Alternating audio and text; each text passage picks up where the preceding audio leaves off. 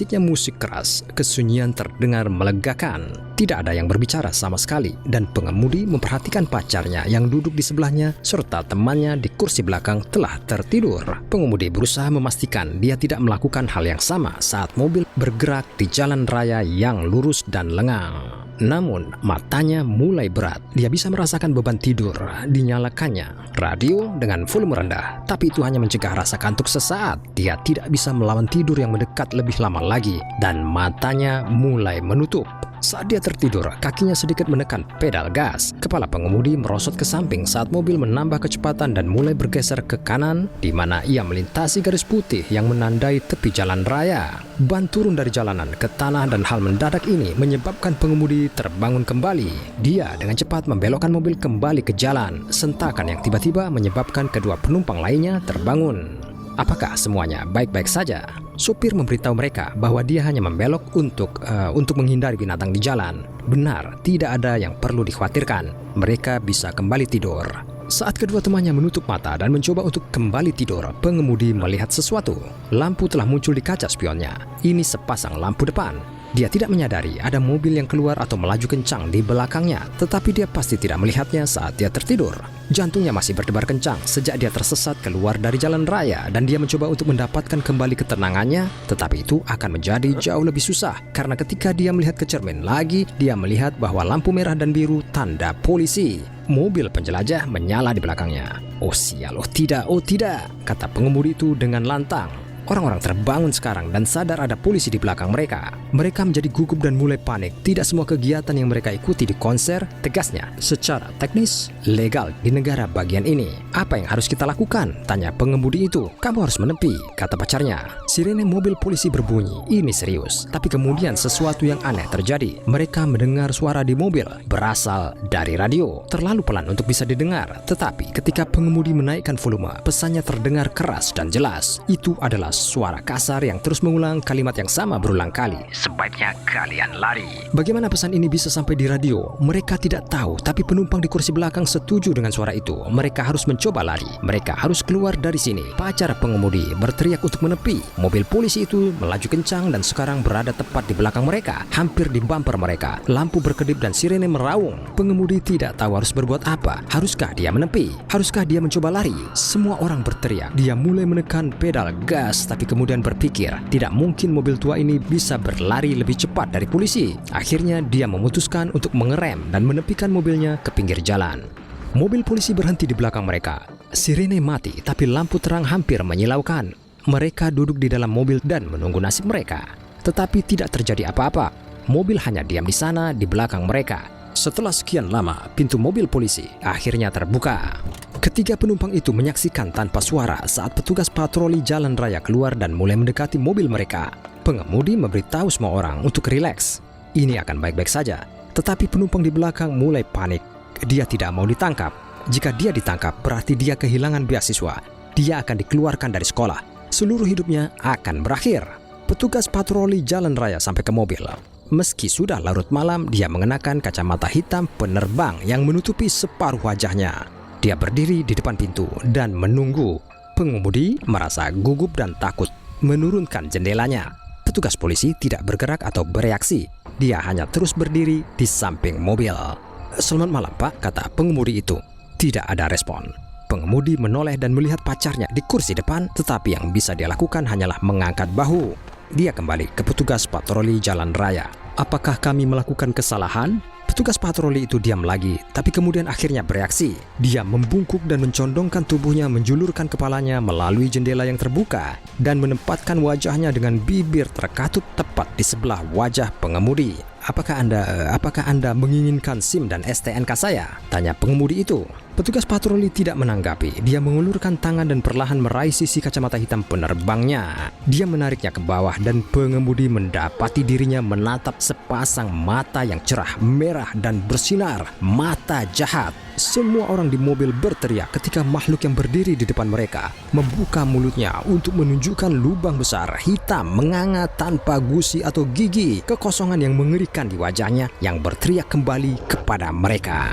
Seperti yang mungkin sudah Anda simpulkan, ini bukanlah halte lalu lintas biasa dan tentunya bukan petugas patroli jalan raya biasa. Bukan, entitas yang ditemui oleh muda-mudi ini malam itu adalah entitas yang puluhan sebelum mereka kena sial yang sama, dan entitas yang secara aktif berusaha dihentikan oleh SCP Foundation untuk melakukan perilaku menakutkan dan berbahaya. Ini adalah SCP-973. SCP-973 bukanlah satu, tetapi sebenarnya dua entitas yang terpisah. Yang pertama diberi nama SCP-9731, kendaraan penjelajah polisi yang modelnya mirip yang digunakan oleh pasukan negara pada awal tahun 1970-an. Kondisinya seperti itulah, berusia hampir 50 tahun dengan banyak diantaranya dalam keadaan rusak parah. Saksi mata SCP-9731 menggambarkan mobil polisi memiliki banyak penyok di pintu dan kap mesin, retakan di kaca depan, beberapa bintik karat, dan bumper belakang yang terlihat dilindungi lakban. Pengemudi dan satu-satunya penumpang kendaraan diberi nama SCP-9732. Sosok humanoid ini memiliki penampilan yang menyerupai laki-laki Kausia berusia akhir 40-an. Ia mengenakan seragam polisi negara bagian yang seperti 9731 juga tampaknya berasal dari awal tahun 1970-an, dan saksi mata menggambarkannya sebagai orang yang sedikit kelebihan berat badan, botak, dan berkumis melintir. Baik mobil anomali maupun pengemudinya akan muncul pada malam hari di lokasi tertentu di sepanjang jalan raya tertentu Amerika. Tidak diketahui secara pasti apa yang menyebabkan SCP-973 muncul di jalan ini, tetapi para peneliti Foundation berhipotesis bahwa manifestasinya dapat dipicu ketika kendaraan berakselerasi pada kecepatan tertentu. Anda mungkin berpikir Anda aman jika tetap di bawah kecepatan tertentu, tetapi sayangnya Anda salah. Tidak diketahui secara pasti pelanggaran batas kecepatan apa yang akan menyebabkan munculnya SCP-973 dengan laporan mulai dari 35 mil per jam hingga 70. Tetapi ketika itu terjadi, pengemudi akan mendapati bahwa mereka sekarang menjadi target. SCP-973 akan terwujud kira-kira setengah kilometer di belakang kendaraan yang ditargetkan dan akan mendekati mereka dengan kecepatan tinggi. Sirene SCP-9731 akan menyala dan lampunya akan berkedip karena ia juga menyiarkan pesan ke mobil target yang diambil di radio mobil. Pesan yang mendesak pengemudi untuk lari, sering disertai dengan beberapa umpatan.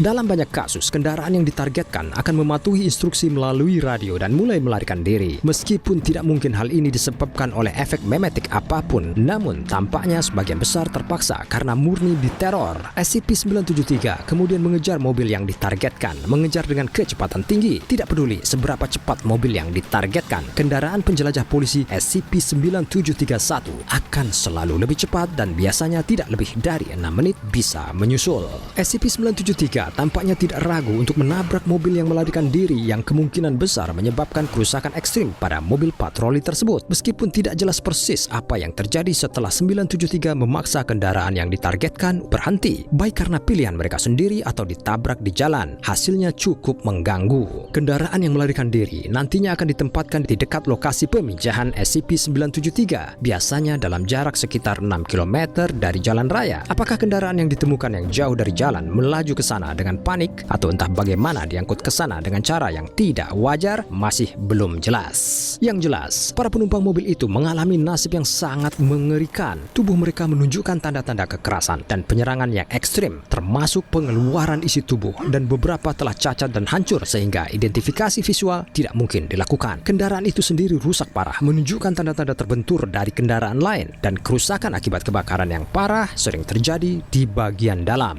Sejauh ini, lebih dari 34 orang dan 19 kendaraan telah ditetapkan sebagai korban SCP-973. Meskipun kemungkinan jumlah sebenarnya jauh lebih tinggi. Mungkin yang paling menakutkan dari semuanya, beberapa korban selamat. Foundation telah memulihkan 5 orang dari lokasi serangan SCP-973 yang selain cedera fisik yang mengerikan, juga menderita berbagai tingkat trauma mental yang sedang berlangsung. Tetapi mengapa tidak menghancurkan saja jalan tempat SCP-973 muncul? Anda bertanya. Foundation memiliki ide yang sama, dan pada tahun 1983, bagian jalan raya yang terkena dampak SCP-973 dihancurkan dalam upaya untuk menghentikannya agar tidak berwujud. Upaya ini gagal. Semua ini menyebabkan SCP-973 mengubah lokasinya, di mana ia segera melakukan perilaku mematikan yang sama. Berbagai upaya juga telah dilakukan untuk mencoba menangkap 9731 dan 2. Pada satu kejadian, beberapa tim spesialis penahanan SCP Foundation Foundation diberangkatkan ke ruas jalan raya dengan misi untuk menundukkan dan membendung anomali tersebut. Setelah beberapa upaya untuk membuat SCP-973 muncul dengan pengemudi di jalan raya dengan berbagai kecepatan, sebuah mobil yang membawa beberapa agen akhirnya berhasil dan mereka melihat lampu merah dan biru yang berkedip dari 9731 di belakang mereka sebagai pesan yang menyuruh mereka untuk berlari mulai diputar melalui radio. Tanpa peringatan lebih lanjut, mobil polisi yang aneh itu mendekati mereka, bahkan lebih cepat dari yang diperkirakan para agen dan segera mulai menabrak mobil mereka. Sebuah van yang diisi dengan spesialis penahanan tambahan dikirim ke area tersebut untuk membantu. Dan ketika mereka mencapai area yang dilacak GPS pada mobil yang dikejar, mereka sudah terlambat. SCP-973 telah menyeret mobil agen jauh dari jalan dan dengan kejam mencabik-cabik tubuh mereka. Tim penahanan yang tiba segera mulai menembaki 973 dalam upaya untuk menyelamatkan sesama agen Foundation mereka. Senjata tim tampaknya menyebabkan beberapa cedera pada 9732, menunjukkan bahwa ia mungkin rentan terhadap kerusakan yang berlangsung lama seperti pada kendaraan 9731. Dalam wawancara pasca misi, salah satu agen menjelaskan penampilan baru SCP-973, matanya merah dan mulutnya itu hanya lubang hitam, tidak ada gigi, tidak ada lidah, hanya sebuah lubang. Tidak ada laporan dari kejadian ini karena agen ini adalah satu-satunya yang selamat. SCP-973 membunuh 9 agen lainnya dan melarikan diri dari tempat kejadian. Meskipun diyakini bahwa tim Foundation dapat melukai makhluk ganjil itu, makhluk itu tidak dikekang atau dilumpuhkan dalam arti sebenarnya. Dan laporan berikutnya dari insiden 973 terjadi hanya 9 hari kemudian. Kemampuan SCP-973 untuk muncul di lokasi baru dan kesulitan yang ditunjukkannya saat ditahan membuatnya mendapatkan klasifikasi Euclid yang diterima dengan baik. Jalan raya sepanjang 60 km yang diketahui selalu berada di bawah pengawasan satelit dan semua lalu lintas antara pukul 11 malam dan setengah 5 pagi dialihkan ke rute memutar non-jalan raya jika perlu dengan paksa. Sayangnya untuk SCP Foundation dan jalan raya umum yang dilewati orang, protokol keamanan ini memerlukan pembaruan yang sering karena meskipun area tempat SCP-973 terlibat dalam perilaku predatornya sudah diketahui, baik waktu kemunculannya maupun wilayah yang tampaknya terdampak sedang melebar. Sekarang pergi dan lihat entry lain dari file Dr. Bob seperti SCP-745 lampu depan. Untuk anomali lain yang akan membuat Anda bertanya-tanya apakah Anda harus mengemudi lagi di malam hari, dan pastikan Anda subscribe dan mengaktifkan pemberitahuan sehingga Anda tidak melewatkan satupun anomali karena kami